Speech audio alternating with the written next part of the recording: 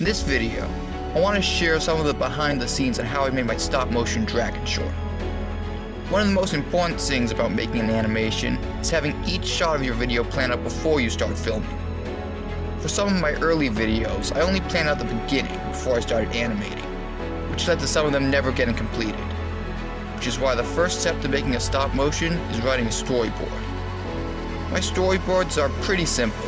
They're just a sequence of sketches showing the angle of each shot and the characters I want in them. I find it easier to animate each shot in the order of how it appears in the video. This makes the editing smoother because you can just keep the model in the same position in between cuts. After storyboarding, I make my puppets. Building the models is pretty complicated, which is why I have a couple tutorials on my channel showing a more in-depth process. But in short, I start by sculpting my characters in clay, which I then cast in plaster to make a mold. Then I remove the clay and fill the mold with liquid latex. After the latex dries, I remove from the mold, build an armature from twisted copper wire, glue the latex around the armature, and paint the whole thing to finish it off. But important to note, I always leave an inch of wire sticking out of each foot of the puppet, which helps me secure it to the animation table when it comes time to animate.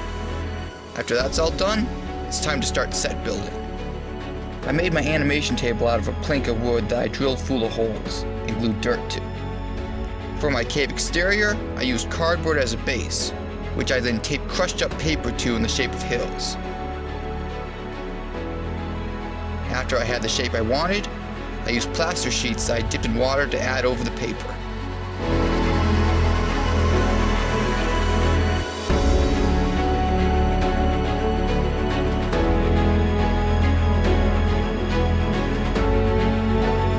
After that dried, I painted the whole thing with multiple coats of acrylic paint.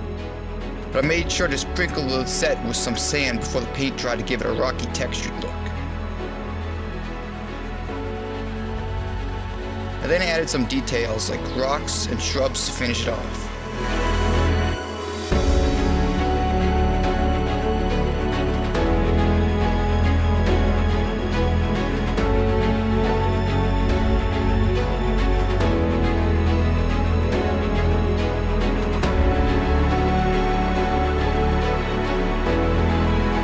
So for the first shot of my film, I wanted the night sky in the background. So I bought a canvas and painted a backdrop with the moon, stars, and clouds. I always use acrylic paint for my projects because I find it easier to control than oil paints.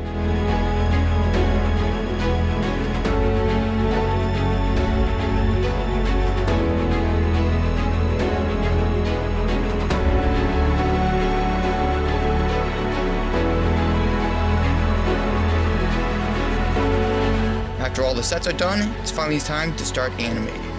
For my films, I use Stop Motion Studio Pro, which has a remote camera setting so I can hook up my DSLR camera for more high quality images. I start by setting my frame rate to 16 frames per second and turning my resolution to 4K. For lighting, I use desk lamps with tinted bulbs to get the type of colors I want.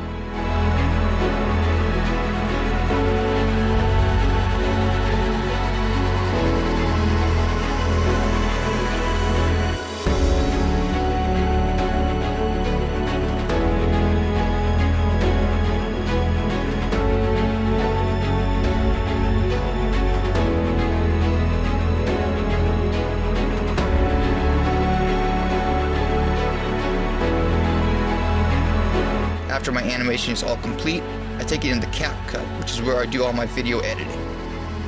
Here I add some digital fire effects, as well as some green screen footage of pillars and rocks falling over.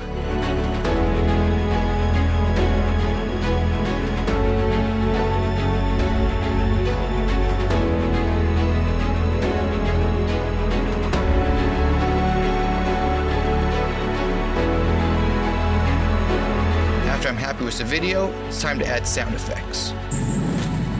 The first thing I'll do is write a list of all the sounds my video needs. I get most of my sounds off of Pixabay. After I download the sounds I want, I layer them over my page.